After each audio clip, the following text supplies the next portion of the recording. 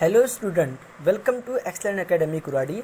Excellent academy Kuradi में आपका बहुत बहुत स्वागत है।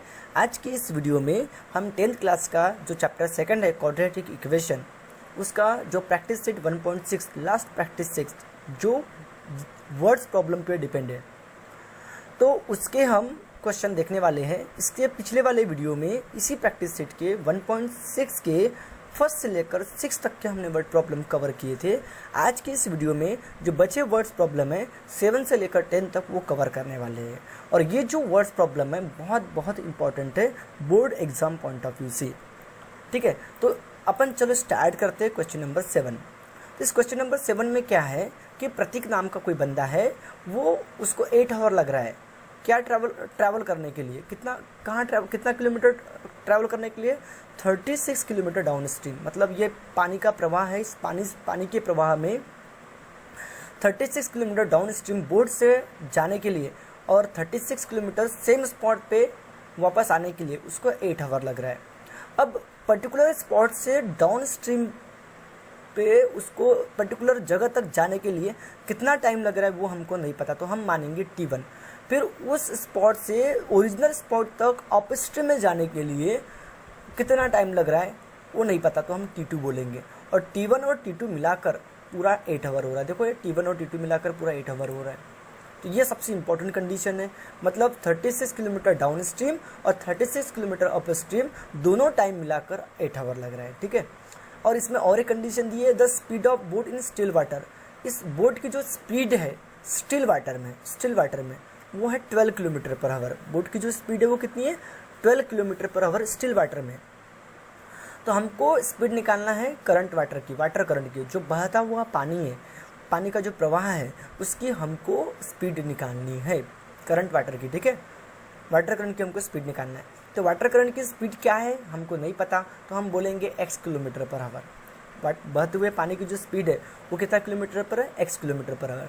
फिर गिवन इन्फॉर्मेशन से बोट की जो स्पीड स्टिल वाटर में, जब पानी बहता नहीं रहता, स्टिल वाटर स्थिर वाटर में जो बोट की जो स्पीड है वो 12 किलोमीटर पर आवर, ये हमारे पास गिवन दिया हुआ है। अब यहाँ पे दो कंडीशन है, एक डाउन स्ट्रीम और एक अप स्ट्रीम। तो डाउन स्ट्रीम में उस बोट की स्पीड क्या होगी? 12 किलोमीटर पर आवर। ये जो बोट की स्पीड है स्टिल वाटर में है, लेकिन डाउन स्ट्रीम में क्या होता है, पानी की जो डायरेक्शन होती है, बहते हुए पानी की जो डायरेक्शन होती है, बहते हुए जो पानी की जो स्पीड होगी x किलोमीटर पर आवर और बोट की जो स्पीड होगी, तो दोनों सेम डायरेक्शन में, बोट भी सेम डायरेक्शन में और बहता हुआ पानी भी डाउन स्ट्रीम में सेम डायरेक्शन में, तो दोनों की स्पीड कंबाइन हो जाती है। और दोनों की स्पीड मतलब बोट की स्पीड स्टिल वाटर में और बहते हुए पानी की स्पीड दोनों कंबाइन होकर बोट की स्पीड होगी, मतलब बोट की रिजल्टेंट स्पीड होगी। मतलब वो 12 किलोमीटर पर आवर और ये x किलोमीटर पर आवर, दोनों का एडिशन होगा। ओके, मतलब बोट अगर 12 किलोमीटर पर आवर से ट्रैवल कर रही है और पानी भी उसको साथ में बह रहा है सेम डायरेक्शन में, तो एडिशन होगा दोनों की स्पीड का, मतलब 12 plus x kilometre per hour. लेकिन अप स्ट्रीम में क्या होता है, बोट जा रही है ऊपर अप स्ट्रीम में 12 किलोमीटर पर आवर से, लेकिन पानी अपोजिट डायरेक्शन में बह रहा है। मतलब पानी की जो स्पीड होगी वो पानी जो होगा वाटर करंट, मतलब बहता हुआ पानी, वो अपोजिट डायरेक्शन में बोट को खींचेगा। मतलब बोट की स्पीड में से माइनस होगा। बोट की स्पीड क्या आती है? 12 किलोमीटर पर आवर, तो वो माइनस हो जाएगी। ठीक है, तो 12 माइनस x मतलब माइनस होगा, क्योंकि दोनों की डायरेक्शन अपोजिट होती है अप स्ट्रीम में। तो अप स्ट्रीम में बोट ऊपर की ओर जाती है और पानी नीचे की ओर जा रहा है। ठीक है, तो दोनों की डायरेक्शन अपोजिट है, इसलिए 12 minus x kilometre per hour ये अप स्ट्रीम के लिए स्पीड होगी। अब ये हमने डाउन स्ट्रीम के लिए स्पीड क्यों निकाले, अप स्ट्रीम के लिए स्पीड क्यों निकाले? क्योंकि हमारे पास टाइम दिया है डाउन स्ट्रीम और अप स्ट्रीम निकालने के लिए। और टाइम का फॉर्मूला क्या होता है? डिस्टेंस अपॉन क्या होता है? स्पीड होता है। तो डिस्टेंस आपको पता है 36 किलोमीटर, लेकिन डाउन स्ट्रीम में स्पीड क्या है, अप स्ट्रीम में स्पीड क्या है हमको पता थी क्या? नहीं थी। तो डाउन स्ट्रीम में स्पीड 12 प्लस x और अप स्ट्रीम में स्पीड 12 माइनस x। अब स्पीड भी पता होगी और डिस्टेंस भी पता हो गया, तो टाइम अपने को पता निकाल सकते हैं अपन। तो अब बताओ, T1 यानी टाइम है 36 किलोमीटर डाउन स्ट्रीम ट्रैवल करने के लिए और T2 यानी टाइम है 36 किलोमीटर अप स्ट्रीम ट्रैवल करने के लिए। तो हमने लिख दिए let T1 and T2 with the time taken by boat for 36 kilometre downstream and 36 kilometre upstream. तो दोनों टाइम मिलाकर कितना हावर हो रहा है, 8 हावर हो रहा है। ये हमारे पास कंडीशन दी थी कि दोनों टाइम मिलाकर T1 और T2 दोनों मिलाकर 8 हावर लग रहा है। अब टाइम का फार्मूला क्या होता है, डिस्टेंस अपॉन स्पीड। तो T1 यानी क्या है, डाउन स्ट्रीम है। डाउन स्ट्रीम कितना किलोमीटर, 36 किलोमीटर, और कितनी स्पीड के साथ में, तो 12 + x, देखो 12 + x है, प्लस टाइम T2 किसके लिए, तो अप स्ट्रीम के लिए टाइम है। तो अप स्ट्रीम के लिए डिस्टेंस कितना है, 36 किलोमीटर, वो भी है, लेकिन जो स्पीड है बोट की वो 12 - x है। ओके, अब बताओ, और इक्वल टू टाइम पर टोटल टाइम 8 हावर होगा। अब इसमें से हमने 36 कॉमन निकाल दिए। तो जब भी कॉमन निकलता है तो ब्रैकेट आता है, ये आपको याद रखना है, जब भी कॉमन निकलता है तो ब्रैकेट आता है। तो 36 मैंने कॉमन निकाल दिया दोनों टर्म में से, तो ब्रैकेट में क्या बचेगा, 1/12 + x बचेगा, और प्लस 1/12 - x बचेगा, और equal to 8 as it is रहेगा। फिर आगे बढ़ते हैं। अभी जो 36 जो है ना वो इंटू में, तो 8 के डिवाइड में आ जाएगा, तो 8/36 हो जाएगा। फिर ये क्रॉस मल्टीप्लिकेशन होगा ब्रैकेट में, तो 12 - x इंटू 1, 12 - x होगा, 12 - x इंटू 1, 12 - x होगा, मैंने प्लस लिख दिया था वहाँ पे, और ये 12 + x इंटू 1, तो 12 + x होगा, ये 12 + x होगा, ठीक है। तो 12 - x इंटू 1, 12 - x, और 12 + x इंटू 1, 12 + x, और नीचे में दोनों का इंटू होगा, 12 + x और 12 - x का। और ये 8 और 36 दोनों 4 के टेबल में आते हैं, तो 4 × 2 = 8, 4 × 9 = 36, 4 × 2 = 8, 4 × 9 = 36, तो 2/9 हो जाएगा। फिर इसमें x से x कैंसिल हो जाएगा, 12 और 12 24 हो जाएगा, और नीचे में a + b, a - b का फार्मूला लगेगा। तो a + b same term plus में रही, सेम टर्म माइनस में रही, a + b रहेगा, a - b रहेगा, तो a² - b² का फार्मूला लगेगा। तो a का काम 12 कर रहा है, b का काम x कर रहा है, तो 12 का स्क्वायर होगा माइनस x का स्क्वायर होगा। ये 2 और 9 क्यों है आपको पता है, 4 × 2 = 8, 4 × 9 = 36। अब ये 24 और 2 कट रहा है, तो 2 × 1 = 2, 2 × 12 = 24। देखो 24 के आधे 12 और 2 के आधे 1। अब दोबारा क्रॉस मल्टीप्लिकेशन होगा, तो 4 × 9, 9 12 के साथ में चला जाएगा, तो 12 × 9 = 108, 12 × 9 = 108 हो जाएगा, और 144 - x², ये 1 से मल्टीप्लाई होगा तो उतना ही आएगा, 144 - x²। फिर अपने को x² चाहिए, x चाहिए, ठीक है। पानी की स्पीड, करंट वाटर की स्पीड, वाटर करंट की स्पीड, तो इसको निकालने के लिए निगेटिव में नहीं होना चाहिए, इसको इधर ला लेंगे, पॉजिटिव में हो जाएगा, मतलब लेफ्ट साइड में, और 108 उधर जाएगा राइट हैंड साइड में, तो निगेटिव हो जाएगा, तो -108 हो जाएगा। अब x² एज इट इज हो जाएगा, 144 में से 108 गए तो 36 बचते हैं, 36 बचते हैं। अब स्क्वायर हटेगा तो ये रूट में जाएगा प्लस माइनस, तो स्क्वायर हटेगा तो क्या होगा, प्लस माइनस √36 होगा, और 36 का स्क्वायर रूट 6 होता है। तो x की वैल्यू जो I +-6 I, but speed of current water can not be negative. पानी की जो स्पीड होगी, बहते हुआ पानी नेगेटिव, तो उसकी स्पीड जो है नेगेटिव तो रहेगी नहीं, तो हम पॉजिटिव स्पीड लेंगे, तो x की वैल्यू जो रहेगी 6 रहेगी। तो जो speed of water current 6 km/h, मतलब पानी जो बह रहा है उसकी जो स्पीड होगी वो कितनी होगी, 6 km/h होगी, और बोट की स्पीड कितनी होगी, तो 12 km/h है, और दोनों का रिजल्टेंट स्पीड डाउन स्ट्रीम में कितना होगा, 18। तो डिस्टेंस कितना था बताओ, 36, तो 36/18 करो, 36/18 करोगे तो 2 आएगा। मैं फिर से रिपीट करो, बोट की स्पीड 12 और ये जो करंट वाटर की स्पीड 6, तो 12 और 6 कितना हो जाएगा, 18, 36 के आधे करो तो 2 हो जाएगा, 2 हावर लगेगा डाउन स्ट्रीम जाने के लिए, और अप स्ट्रीम में चेक करो कितना हावर लग रहा है, तो डिस्टेंस कितना, 36, स्पीड कितनी आपको पता, डाउन अप स्ट्रीम में स्पीड कितनी होती है, 12 - 6, मतलब 12 में से 6 गए तो 6 होगा, तो 36/6 तो 7 × 36, तो 6 घंटे लगेंगे, मतलब अप स्ट्रीम के लिए 6 घंटे और डाउन स्ट्रीम के लिए 2 घंटा, तो 6 और 2 = 8 घंटा हो रहा है। ओके, ये वैल्यू यहाँ पुट करो कि देखो आप उसको समझ में आ जाएगा। 12 + x, तो x की वैल्यू 6 है, तो 12 और 6 कितना, 18, 36/18 कितना हो जाएगा, 2 घंटा हो जाएगा। डाउन स्ट्रीम मतलब डाउन स्ट्रीम में स्पीड ज़्यादा है, तो टाइम 2 घंटे में 36 किलोमीटर ट्रैवल कर रहे हैं, लेकिन अप स्ट्रीम में स्पीड कम हो रही है, 6 आवर हो रही है, क्योंकि 12 में से 6 की तो 6 आवर होगी, तो 6 घंटा लगेगा अप स्ट्रीम में वापस आने के लिए, मतलब जाने के लिए 2 घंटा, आने के लिए 6 घंटा, तो 6 और 2 8 घंटा, मतलब हमारा आंसर बिल्कुल करेक्ट है। ठीक है, अभी बात करेंगे क्वेश्चन नंबर 8 की। तो क्वेश्चन नंबर 8 जो है बड़ा इंपॉर्टेंट क्वेश्चन है। क्वेश्चन नंबर 8 ये कैसा है, टाइम एंड वर्क वाला क्वेश्चन है, और टाइम और वर्क वाले क्वेश्चन बड़े इंपॉर्टेंट होते हैं, टाइम एंड वर्क वाले क्वेश्चन। तो टाइम एंड वर्क वाले क्वेश्चन का मैं थोड़ा सा कुछ हिंट बता रहा हूँ, आप उसको थोड़ा सा याद करना, आपको हिंट, ठीक है। तो वो हिंट क्या है, तो मैं क्वेश्चन के साथ में बताऊंगा जैसे सॉल्यूशन स्टार्ट करेंगे। तो पहले क्वेश्चन पढ़ लो। तो पिंटू को 6 दिन लग रहे, 6 दिन ज़्यादा लग रहे निशु से कोई काम को कंप्लीट करने के लिए। तो कोई काम होगा, कोई वर्क होगा, उसको कंप्लीट करने के लिए पिंटू को निशु से 6 दिन ज़्यादा लग रहे, ये एक कंडीशन है, ठीक है। फिर बोल रहा है, आगे क्या बोल रहा है, अगर वो दोनों मिलकर उस काम को फिनिश कर रहे तो 4 दिन में कंप्लीट कर रहे। अगर दोनों मिलकर अगर भिड़ते वो दोनों के दोनों तो 4 दिन में कंप्लीट कर देते। लेकिन अगर पिंटू अकेला करता है तो निशु से 6 दिन ज़्यादा लेता है, ठीक है। फिर how many days would it take to complete a work if they work alone. तो कितना दिन लगेगा बोलता है अगर पिंटू अकेला काम करेगा और निशु अकेला काम करेगा। तो निशु को कितना दिन लगेगा उस वर्क को कंप्लीट करने के लिए और पिंटू को कितना दिन लगेगा उस वर्क को कंप्लीट करने के लिए। तो हमारा माइंड एकदम कंफ्यूज हो गया, कैसे कैसे निकालेंगे, कैसे कैसे निकालेंगे। तो डोंट वरी, ये हम आराम से निकाल सकते हैं with the help of quadratic equation, quadratic equation का यूज़ करके। अब कैसे निकालते हैं देखते हैं, ठीक है। तो बताओ यहाँ पे पीछे कौन है, देखो पिंटू को 6 दिन ज़्यादा लग रहा है किससे, निशु से। तो पीछे कौन है, निशु है, बाद में कौन है, निशु है। तो निशु को कितने दिन लग रहे हैं हमको नहीं पता, पिंटू को भी कितने दिन लग रहे हैं नहीं पता, बस ये पता है कि निशु से 6 दिन ज़्यादा लग रहे हैं। लेकिन एग्जैक्टली पिंटू को भी कितने दिन लग रहे हैं उस वर्क को कंप्लीट करने के लिए हमको पता है क्या, नहीं पता। तो हम निशु को मान रहे हैं कि निशु को उस काम को अकेले करने के लिए जो नंबर ऑफ डेज लग रहे हैं तो वो एक्स डे लग रहे हैं। तो निशु को क्यों पकड़ा मैंने, क्योंकि पीछे में निशु दिया है, ठीक है। तो let number of days taken by Nishu to complete the work alone, मतलब नंबर ऑफ डेज कितने दिन लगेंगे निशु को कंप्लीट करने के लिए वो वर्क अकेले, तो एक्स डे लग रहे हैं। तो वर्क और टाइम वाले जब भी क्वेश्चन आते हैं तो 1 डे का फंडा लगाना, 1 डे मतलब निशु को अगर एक्स डे लग रहे हैं तो एक दिन में वो उस काम का कितना पोर्शन करेगा, तो 1/x, ये याद रखना। अगर निशु को उस काम को कंप्लीट करने के लिए 6 दिन लग रहे तो एक दिन में कितना पोर्शन करेगा उस काम का, तो 1/6, ये याद रखना। अगर निशु को उस काम को करने के लिए अगर 10 दिन लग रहे तो एक दिन में कितना पोर्शन करेगा उस काम का, तो कितना पार्ट करेगा उस काम का, तो कितना पार्ट करेगा, 1/10, ये याद रखना।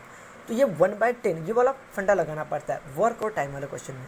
मतलब part of work done by Nishu in 1 day, मतलब उस वर्क का कितना पार्ट करेगा एक दिन में निशु, तो कितना करेगा, तो 1/x करेगा। फिर फ्रॉम गिवन इन्फॉर्मेशन, अब गिवन इन्फॉर्मेशन क्या है, पिंटू को कितना दिन लग रहा है भाई, number of days taken by Pintu to complete a work alone.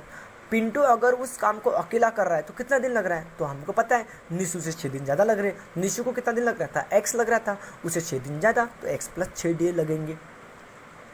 तो अब इसमें भी 1 डे का फंडा लगाओ कि पार्ट ऑफ वर्क, उस वर्क का कितना पार्ट पिंटू कंप्लीट करेगा 1 डे में, उस वर्क का कितना पार्ट डन, मतलब पार्ट ऑफ वर्क डन, मतलब उस वर्क का कितना पार्ट डन करेगा पिंटू एक दिन में, तो 1/x + 6। मैंने जब भी बताया था 7 दिन लगेंगे तो एक दिन में कितना, 1/7।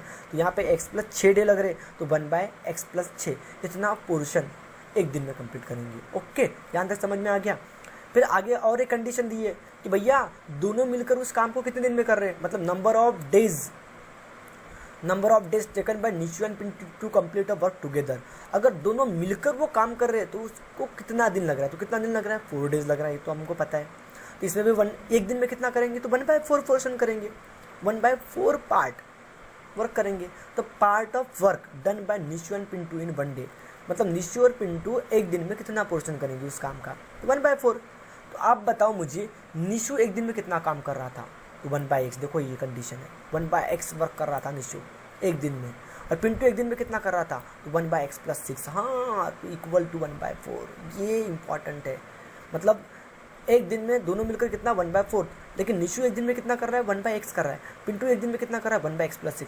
इसीलिए 1 डे वाला फंडा हमको, मतलब 1 डे में एक दिन में वो कितना पार्ट करेंगे, मतलब कितना वर्क कंप्लीट करेंगे, कितना वर्क डन करेंगे, वो निकालना पड़ा। ये रीज़न था, ठीक है, ताकि इससे क्वाड्रेटिक इक्वेशन बन जाए। अब इसको सॉल्व करेंगे, इससे x निकल जाएगा, यानी निशु को कितने दिन लग रहे वो निकल जाएंगे। अगर निशु को 6 दिन लग रहे तो पिंटू को कितने दिन लगेंगे, 12 दिन लगेंगे, क्योंकि 6 ज़्यादा लगते पिंटू को वर्क करने के लिए। तो चलो इसको सॉल्व करते हैं पहले, ठीक है। तो इतना तो समझ में आ गया होगा, एक बार दोबारा सुनना, आपको बिल्कुल समझ में आ जाएगा। तो 1/x + 1/x + 6 = 1/4 होगा। फिर इसमें क्रॉस मल्टीप्लिकेशन होगा, तो x plus six into one X plus six X into one X होगा, और पूरे के डिवाइड में x और x प्लस सिक्स का इंटू होगा, मल्टीप्लिकेशन होगा। ठीक है, ये 1/4 एज इट इज़ होगा, x और x ट्वाइस x होगा, plus six as it is होगा, नीचे में ब्रैकेट खुलेगा तो x into X X square होगा, x सिक्स को भी जाएगा तो प्लस सिक्स एक्स होगा, और ये 1/4 एज इट इज़ होगा। अब ये दोबारा क्रॉस मल्टीप्लिकेशन होगा, तो 4 टू जा 8x, 4 6 जा 24, मतलब 4 2 को भी गया, 4 6 को भी गया, तो 4 दूना 8, 8x हो जाएगा, 4 से 24 हो जाएगा। फिर x square plus six x one को मल्टीप्लाई में जाएंगे, तो x square plus six x one से मल्टीप्लाई होंगे, तो x square plus six x ही आएगा। फिर अब ये जो लेफ्ट हैंड साइड की जो चीज़ है, मतलब लेफ्ट हैंड साइड की जो टर्म है उसको राइट हैंड साइड में भगाओगे। क्यों? क्योंकि एक्स स्क्वायर पॉजिटिव में चाहिए, तो इधर लेफ्ट हैंड साइड में कुछ नहीं बचेगा, यानी जीरो बचेगा।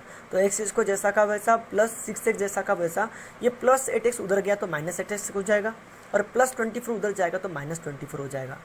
तो एक्स स्क्वायर मैंने जैसा का वैसा लिख दिया, प्लस 6x में से 8x गए, क्योंकि दोनों का साइन डिफरेंट है तो सब्सट्रैक्शन होगा, तो 8 में से 6 गए तो 2x बचेगा, और माइनस 24 जैसा का वैसा रहेगा, और इक्वल टू में 0 जैसा का वैसा रहेगा। अब हम इसको क्वाड्रेटिक इक्वेशन है, तो इस क्वाड्रेटिक इक्वेशन को सॉल्व करने के लिए हमारे पास मेथड है, फैक्टराइजेशन मेथड है, कंप्लीटिंग स्क्वायर मेथड है, फार्मूला मेथड है, तो आप कोई भी मेथड यहाँ पे अप्लाई कर सकते हो। लेकिन मैंने जो मेथड यूज़ किया वो फैक्टराइजेशन है, क्योंकि माइनस 24 है, छोटा सा नंबर है, तो जल्दी फैक्टर हमको पता है। तो माइनस 24 तो माइनस है, तो जो फैक्टर गिरेंगे उनका सब्सट्रैक्शन होगा, उनका सब्सट्रैक्शन कितना आना चाहिए, तो माइनस 2x आना चाहिए। तो करो अभी, 12 दूनी 24 होता है, लेकिन 12 में से दोगे तो 10 होता है, लेकिन यहाँ 10 है क्या, 10x है क्या, 10x है क्या, यहाँ पे नहीं है, तो 12 और 2 काम नहीं करेगा। फिर 6 4 जा 24, हाँ 6 4 जा 24 होता है, और 6 में से 4 गए तो 2 बचता है, तो ये 6 और 4 काम करेगा। अब किसका साइन निगेटिव किसका साइन पॉजिटिव, तो वो कौन डिसाइड करेगा, x का कोफिशिएंट, तो x का कोफिशिएंट निगेटिव 2 है, तो 6 का जो बड़े वाले का साइन जो रहेगा वो नेगेटिव रहेगा, और छोटे वाले का साइन जो रहेगा पॉजिटिव रहेगा, ताकि 6 में से 4 गए तो -2 बच सके। फिर माइनस 2x की जगह -6 और प्लस 4 x के फॉर्म में लिखेंगे, तो -6x होगा और प्लस 4x होगा, और -24 equal to 0 as it is होगा। फिर इन दो टर्म में से कुछ कॉमन निकलेगा, इन दोनों में से कुछ कॉमन निकलेगा, और इन दोनों में से कुछ कॉमन निकलेगा। तो इन दोनों में से क्या कॉमन निकल रहा है, x कॉमन निकल रहा है, ब्रैकेट में x - 6 होगा। फिर यहाँ पे +4 कॉमन निकल रहा है, तो ब्रैकेट में क्या बचेगा, x बचेगा, और 4 से 24 x - 6 बचेगा। फिर से दोबारा x - 6 कॉमन निकल रहा है, तो ब्रैकेट में क्या बचेगा, x + 4 बचेगा। फिर एक बार 0 x - 6 के साथ में जाएगा, और में एक बार 0 x + 4 के साथ में जाएगा, तो x -6 उधर जाएगा तो +6 हो जाएगा x की वैल्यू, और +4 उधर जाएगा तो -4 हो जाएगा। अब x यानी क्या है, तो नंबर ऑफ डेज है। x यानी क्या था, देखो x यानी क्या था, तो नंबर ऑफ डेज, और डेज कभी निगेटिव में नहीं होते, तो x = -4 एक्सेप्टेबल नहीं होगा, तो x = 6 होगा। तो x यानी क्या था, x यानी क्या था, x यानी क्या था, देखो फाइनल आंसर में देखो, number of days taken by Nishu to complete a work alone. Number of days taken by Nishu to complete a work alone, मतलब निशु अकेला उस काम को कितने दिन में करेगा, तो 6 दिन में करेगा, और पिंटू अकेला उस काम को कितने दिन में करेगा, तो 6 दिन उसको ज़्यादा लगते हैं निशु से, मतलब x + 6 x यानी 6, तो 6 + 6 कितना होगा, 12 दिन लगेंगे। ओके, तो 12 दिन लगेंगे उनको अगर अकेले अकेले काम करते हो तो। ठीक है, तो ये था क्वेश्चन नंबर कौन सा, 8। तो अभी अपन बात करेंगे क्वेश्चन नंबर 9 की। तो क्वेश्चन नंबर 9 भी बहुत इंपॉर्टेंट है, इसमें डिविजर क्वेश्चन रिमाइंडर का फंडा है थोड़ा सा। तो आपके पास 460 को डिवाइड कर रहे हो एक नेचुरल नंबर से, तो नेचुरल नंबर आपका जो रहेगा वो डिविजर रहेगा, और 460 जो रहेगा वो डिविडेंट रहेगा। तो 460 को हम डिवाइड कर रहे हैं एक नेचुरल नंबर से, वो नेचुरल नंबर क्या है हमको नहीं पता। तो अब बताओ, कोई भी नंबर को अगर कोई भी नंबर से डिवाइड करो तो क्वोशिएंट आता 6, तो क्वोशिएंट आएगा ना, तो 6 से बड़ा रहेगा, 5 टाइम्स द डिविज़र, मतलब 6 टाइम बड़ा रहेगा 5 टाइम्स द डिविज़र से, और रिमाइंडर जो आएगा ना वो 1 आएगा। तो आपको वो क्वोशिएंट फाइंड करना है और वो डिविज़र फाइंड करना है। तो भैया पीछे कौन है, डिविज़र है, क्वोशिएंट 6 टाइम मोर है, 5 टाइम डिविज़र। देखो और कैसे डिवाइड कर रहे हो, डिविज़र से डिवाइड कर रहे हो, तो डिविज़र जो रहेगा उसको हम x मानेंगे। तो लेट डिविज़र नेचुरल नंबर है जिसको हमने x मान लिया, ठीक है। फिर फ्रॉम गिवन इन्फॉर्मेशन से, मतलब इस नंबर से आप 460 को डिवाइड करते हो, तो क्वेश्चन क्या आता है, 6 मोर है। अब क्वेश्चन क्या है हमको वो भी नहीं पता है, तो क्वेश्चन कंडीशन से निकलेगा, क्योंकि डिविडेंड तो 460 पता है, रिमाइंडर आपको 1 पता है, हमने डिविज़र और क्वेश्चन नहीं पता, तो डिविज़र हमने x कंसिडर कर लिए, तो क्वेश्चन उस कंडीशन से निकल जाएगा। तो क्वेश्चन कितना है, 5 टाइम्स 6 मोर है, तो 6 प्लस लिख दिया, 5 टाइम्स, तो 5 मल्टीप्लाई में 5 टाइम्स डिविज़र यानी आपका x है, तो 5x + 6 हो जाएगा। डिविडेंड 460 है, रिमाइंडर कितना 1 है। तो आपको x निकालना है, डिविज़र को भी निकालने के लिए x से निकालना पड़ेगा और क्वेश्चन को भी निकालने के लिए x से निकालना पड़ेगा। अगर x पता है तो हम डिविज़र और क्वेश्चन दोनों निकाल सकते हैं। तो इसके लिए आपको एक रिलेशन याद रखना पड़ेगा कि डिविडेंड जो होता है, जैसे कि फॉर एग्जांपल 5 को मैंने 16 से डिवाइड किया तो 16 डिविडेंड हो गया मेरा और 5 डिविज़र हो गया, ठीक है। तो क्वेश्चन आ रहा है 3, 5 3 15 और रिमाइंडर आ रहा है 1। तो बड़ी खासियत है कि क्वेश्चन, ये है क्वेश्चन और ये है डिविज़र। तो क्वेश्चन और डिविज़र का मल्टीप्लाई करते हो, रिमाइंडर ऐड करते हो तो आंसर डिविडेंड आता है। मतलब 5 3 15, 15 में एक ऐड करोगे तो 16 आएगा। मतलब डिविज़र और क्वेश्चन का मल्टीप्लाई करते हो और उसमें रिमाइंडर ऐड करते हो तो आंसर डिविडेंड आता है। तो इस रिलेशन का यूज़ करके आपसे क्वाड्रेटिक इक्वेशन बनेगा और आपका x निकलेगा, मतलब डिविज़र निकल जाएगा और क्वेश्चन भी निकल जाएगा। ओके, तो चलो लगाते। डिविडेंड है 460 इक्वल टू जैसा का वैसा डिविज़र है आपका x और क्वेश्चन है 5x + 6। तो x के आगे में 2 टर्म इसलिए ब्रैकेट में लिख दिए और रिमाइंडर है आपका 1 + 1। अब इसको सॉल्व करो, ठीक है, इसका काम हो गया। ओके, तो डिविडेंड कितना है 460, जैसा का वैसा रहेगा। अब x दोनों को मल्टीप्लाई होगा तो 5x × x तो 5x का स्क्वायर, 6 × x तो 6x होगा और +1 एज इट इज़ होगा। फिर राइट हैंड साइड को हम उधर भगा दिया तो इधर सॉरी लेफ्ट हैंड में जो 460 है उसको राइट हैंड में भगा दिया तो -460 हो जाएगा। तो इधर में कुछ नहीं है, 0 बचेगा तो 5x का स्क्वायर + 6x + 1 -460 होगा। फिर क्या होगा, 5x का स्क्वायर जैसा का वैसा + 6x जैसा का वैसा, 460 में से 1 गया क्योंकि एक प्लस है एक माइनस है तो 459 बचेगा और इक्वल टू 0। अब इस क्वाड्रेटिक इक्वेशन को सॉल्व करना है तो हम डायरेक्ट फैक्टराइजेशन से नहीं सॉल्व कर सकते क्योंकि मैं 459 के फैक्टर नहीं गिराऊंगा क्योंकि 5 उसको मल्टीप्लाई होगा तो 9180 आता है, सॉरी 9180 नहीं आता, 5 से मल्टीप्लाई करूँगा तो कुछ अलग नंबर आएगा, लेकिन वो जो नंबर रहेगा वो बहुत बड़ा रहेगा तो उसमें फैक्टर गिराने में थोड़ी तकलीफ जाती है। इसलिए ऐसे जब बड़े नंबर होते हैं, बड़ा क्वाड्रेटिक इक्वेशन होता है तो उस समय आप फार्मूला मेथड यूज़ करो। तो इसमें हम फार्मूला मेथड लगाएंगे तो एक्स स्क्वायर का कोफिशिएंट ए होता है तो ए की वैल्यू 5 होगी, एक्स का कोफिशिएंट बी होता है तो बी की वैल्यू 6 होगी और कांस्टेंट सी -459। अब फार्मूला मेथड लगाने के पहले बी स्क्वायर -4ac को निकाल लो क्योंकि बहुत काम की चीज़ होती है। बी स्क्वायर -4ac हमेशा पॉजिटिव आना चाहिए या 0 आना चाहिए, रूल है, नेगेटिव कभी नहीं आना चाहिए, इसलिए वो पहले निकाल लेना। तो बी यानी 6 का स्क्वायर -4, ए यानी 5 है और सी यानी -459 है तो 6 का स्क्वायर 36 हो जाएगा, 4 पंचे 20 हो जाएगा और ब्रैकेट में 459 एज इट इज़ होगा। तो 36 जैसा का वैसे ये प्लस क्यों है तो माइनस माइनस प्लस हो जाएगा और लास्ट में 0 एज इट इज़ लिख दिया। 92 18 बचा 1, 2 पंचे 10 और 1 11 बचा 1, बेचो 8 और 1 9, 9180 हो जाएगा। फिर 36 और 9180 इन दोनों का एडिशन 9216, 9216 हो रहा है, बी स्क्वायर -4ac। अब लगाएंगे क्वाड्रेटिक फार्मूला, हमको x चाहिए तो x इक्वल टू फार्मूला क्या, quadratic formula -b plus minus root में बी स्क्वायर -4ac अपॉन में टॉइस, ये फार्मूला है। तो minus as it is b की वैल्यू है 6, देखो बी की वैल्यू 6 है क्या, हाँ बी की वैल्यू 6 है। रूट में बी स्क्वायर -4ac को 9216 है तो 9216 लिख दिया और टॉइस ए तो ए की वैल्यू देखो 5 है, ए की वैल्यू देखो 5 है तो इस ए की जगह मैंने 5 डाल दिया। अब 9216 का स्क्वायर रूट क्या होता है तो 96 होता है। ये 96 कैसे आया तो मैं थोड़ा सा हिंट बता देता हूँ कैसे निकालना है करके। कोई भी नंबर का अगर स्क्वायर रूट आपको याद नहीं है तो एक खड़ी लाइन बनाना है, एक आड़ी लाइन बना लिया। फिर 9216 मैंने लिख दिया जैसा का वैसा। फिर 2 2 की पेयर करना। अब 2 2 की पेयर करना तो पहले पेयर के समय ये जो फर्स्ट पेयर है इसके समय क्या करना, इस फर्स्ट पेयर के समय क्या करना 92, इसके 92 के पहले ऐसा कौन सा नंबर है जिसका स्क्वायर रूट होता है तो 81 है। तो 81 किसका होता है 9 का होता है। तो यहाँ 9 2 बार लिखना, ऊपर में 9 1 बार लिखना। फिर इन दोनों का मल्टीप्लिकेशन 81 यहाँ लिखना और इन इधर साइड एडिशन करना, इधर साइड सब्सट्रैक्शन करना। तो 92 में से 81 के तो 11 बच गए और ये 16 अभी कूदेगा, 9 और 9 18। अब लास्ट में 6 है तो लास्ट में 6 तो 6 से 6 कंसिडर करो, 7 7 36, लास्ट में 6 आता 6 4 4 जब भी आता है लेकिन 4 से काम नहीं बनेगा तो 6 6 2 बार लिखो या 6 1 बार लिखोगे। तो ये 96 का स्क्वायर रूट है। तो 9216 किसका स्क्वायर रूट है 96 का स्क्वायर रूट है।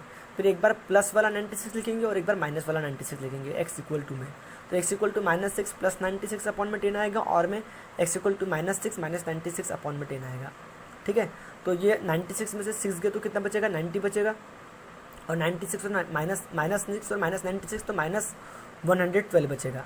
फिर 0 से 0 कैंसिल, मतलब 10 9 जा 90 होगा, और ये 0 हटेगा तो ऊपर में 0.1 के बाद आएगा, तो -11.2 होगा। लेकिन आपका x यानी क्या है, डिविज़र है, तो डिविज़र एक नेचुरल नंबर है, इसलिए वो नेगेटिव नहीं हो सकता, इसलिए -11.2 एक्सेप्टेबल नहीं होगा, तो 9 एक्सेप्टेबल होगा, तो x इक्वल टू 9।